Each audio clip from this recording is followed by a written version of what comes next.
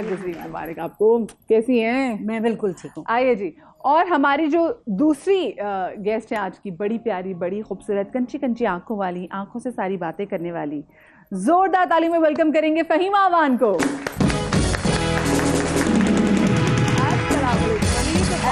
खैर मुबारक as always, हसीन और जमील और हसीन तरीन फहीमा।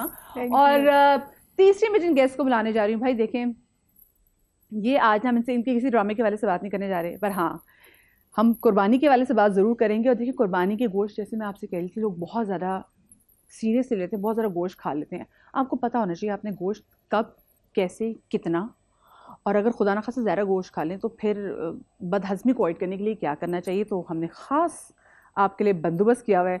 ज़ोरदार ताली में वेलकम करूँगी डॉक्टर आयशा अब्बास को।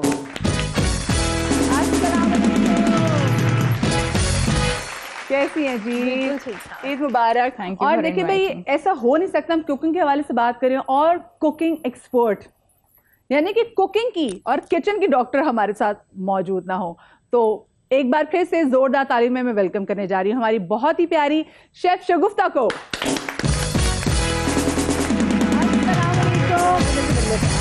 आज अभी आज कैसी हैं?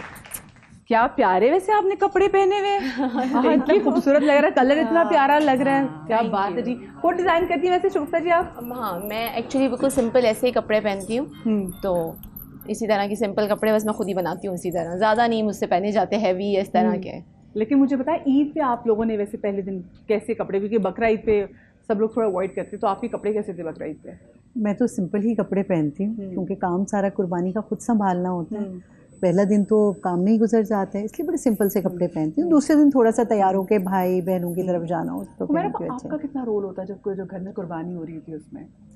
कुर्बानी का तमाम काम मुझे ही संभालना होता है, क्योंकि जिस वक्त बकरा कटता है, मैं सिर्फ बकरे की कुर्बानी करती हूँ, क्योंकि छोटा जानवर होता है तो समेटना भी आसान। तो जैसे ही उसकी कुर्बानी होती है तो उसकी कलेजी आने से लेके और वो तमाम जो है पैकेट्स बन के और प्रॉपर घरों में पहुंचने तक वो मेरा ही काम होता है, वो मैं ही करती हूँ। वो आप कहते फिर तो मेरे ख्याल से डिनर तक की हिम्मत नहीं होती होगी। नहीं। तो फिर आप यही सोच जाती होंगी कि हाँ कहीं और से बुलावा आ जाए, मैं घर में डिनर नहीं करती। हाँ बिल्कुल ऐसा करती है। डॉक्टर आयशा, आप क्या करती हैं ईद के पहले रोज़, मुझे ये बताएं। ईद के पहले रोज़ हमारी कोशिश यही होती है कि सुबह सुबह ही हमारा जो है खैर खैरियत से कुर्बानी का हो जाए, और हमारी कॉलोनी में बहुत अच्छा बंदोबस्त हुआ होता है, तो वो बस फिर जैसे आना स्टार्ट हो जाता है तो वो फिर बुला लेते हैं जल्द। मेड को भी उसी दिन, हम पहले दिन नहीं छुट्टी देते कि भाई उसी दिन हमारा काम हो जाए, फिर हम सेकंड डे दे देते हैं छुट्टी। तो उस दिन फिर जब तक ये काम चल रहा होता है, वो पैकेट्स बन के जब तक के साफ़ सुथरा ना हो जाए, नेबर्स में भी चला जाए।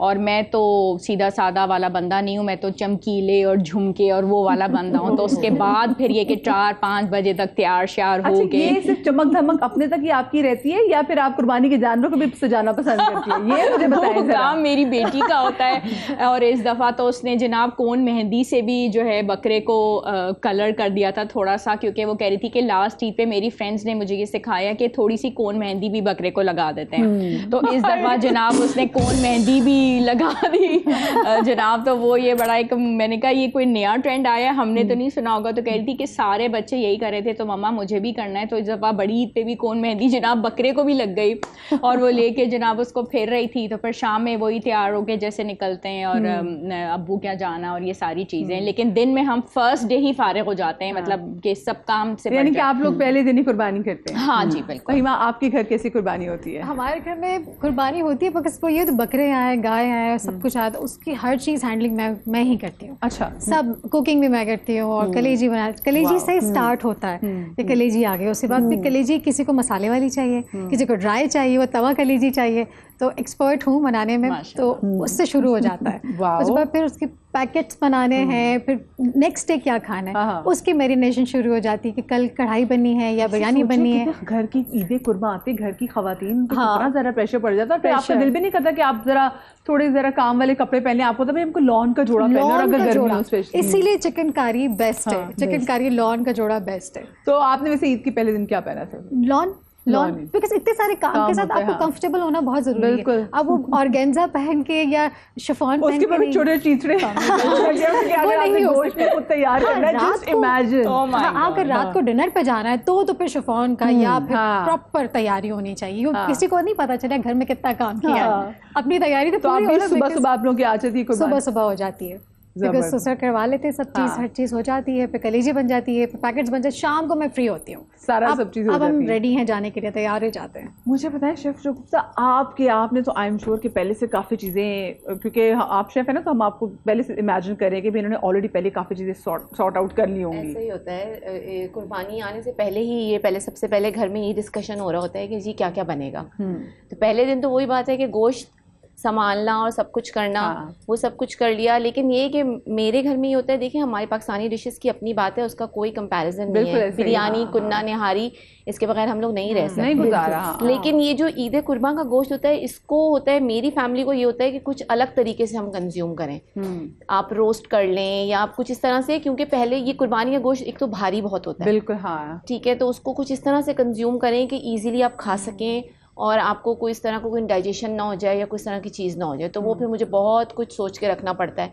बच्चों की अलग फरमाइश होती है, हस्बैंड की अलग फरमाइश होती है। अच्छा, कुर्बानी का गोश्त भारी क्यों होता है डॉक्टर आयशा, आपको क्या लगता है? क्योंकि हम शायद बहुत ज़्यादा टाइम के लिए, क्योंकि कहते हैं कुर्बानी का जानवर को लटकाना होता है ताकि जो खून है वो सही प्रॉपर तरीके से निकल जाए। जी जी, क्योंकि हमें इतनी जल्दी होती है कि जिसकी बोटियाँ वाले निकलवा लें तो शायद, और शायद खून सही तरह से निकल नहीं पाता, ये रीज़न है? हाँ, ये उसका बहुत ज़्यादा रीज़न होता है, प्लस उसकी स्मेल रीज़न होती है, और तीसरा ये होता है कि कुछ हम उसको बहुत ज़्यादा प्रॉपर्ली कुक भी नहीं करते हैं। मतलब ये 2-3 चीज़ें होती हैं, और कहीं ना कहीं कुछ उसमें स्मेल का भी आंसर होता है, वो भी नहीं निकल पाती। तो जो हम लेके आते हैं उसमें तो वो ब्लड नहीं मौजूद होता, जो हम यहाँ से लाते हैं और जो फ्रेशली हम उसको कुक करते हैं तो वो ब्लड और ये सारी चीज़ें इस वजह से। और साइकोलॉजिकल फैक्टर जो है वो सबसे इम्पोर्टेंट। वो क्या होता है? साइकोलॉजिकल फैक्टर ये होता है कि जो मेरे हस्बैंड का और बेटे का है वो इतना बड़ा मसला है, फिर मैं कहती हूँ कि फिर इस गोश्त का मैं करूँ क्या? हमने कुर्बानी का गोश्त नहीं खाना, चिकन बिरयानी बना दो। तो मतलब कलेजी बन रही है, आलू गोश्त का सालन अलग बन रहा है, उसके बाद तीसरी बन रही है चिकन बिरयानी। मेरे भाई बिल्कुल जो है ना वो मटन नहीं खाते, तो उनके लिए चिकन ही बनना होगा। अगर वो पुलाव जैसे मटन की बोटी भी देख लें, वो नहीं, वो चावल का दाना भी नहीं, बहुत बड़ा मसला है। मतलब मुझे डॉक्टर साहब के लिए चिकन बिरयानी और भिंडियां बनानी है, तो मैं कुर्बानी का क्या करूं? ये बात बिल्कुल आपने सही की है, लेकिन ये भाई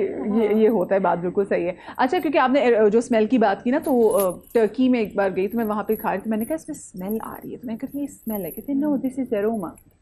तो मैं इनको कह रही कि आप गार्लिक नहीं डालते? हमने कहा no no no no no, aroma, this is aroma. वो उसको एंजॉय, मतलब जिसको हम कहते हैं हीक आ रही है, वो एंजॉय करते हैं उसको। इस तरह की जगहों पे जो ना ये लोग गोश्त को उसकी अपने असल टेस्ट के साथ खाते हैं, और हम लोग हैं बहुत ज्यादा मसाले खाने वाले, हमें उसका चाहिए कि वो एम्पावर करे।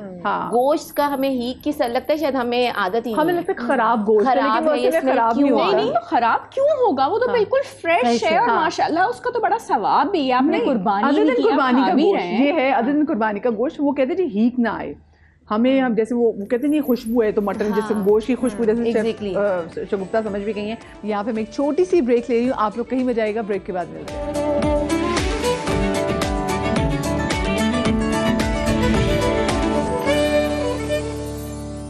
अच्छा, मैं अब चाहूँगी कि मैं जो हुमैरा आपा को जो मैं ले जाऊँ सीधा अपने किचन में, क्योंकि she is such a wonderful cook. Last time हमारे शो में आई थी, तो बड़े के पास टोटके होते हैं। ये कैसे टोटके आपको? ये आपने अपनी अम्मी से सीखे टोटके, या आप जुबैदा आपा को ज़रा सुनती थी, या कोई बुक्स पढ़ी हैं? अच्छा, मैं घर में सबसे छोटी थी, मुझसे बड़ी 3 बहनें, तो अम्मी से भी सीखा, और कुछ शौक था। 3 बहनें भी जो करती थी वो भी देखती थी, सास से भी सीखा। लेकिन मुझे शुरू से इंटरेस्ट था किचन और किचन से रिलेटेड हर काम। चलिए, फिर आज हम भी जरा किचन में चलते हैं। यहाँ पे भी मैं आपको फारिग नहीं बैठने दूंगी, किचन में मैं आपको ले जाती हूँ, जहाँ पे जी आज हम हुमैरा आपा की जो अपनी रेसिपी है पुलाव की ना, लव पुलाव। यहाँ पे बल्कि हम पुलाव थोड़ा डिफरेंट पुलाव है, क्योंकि जैसे वो बात की थी ना डॉक्टर आयशा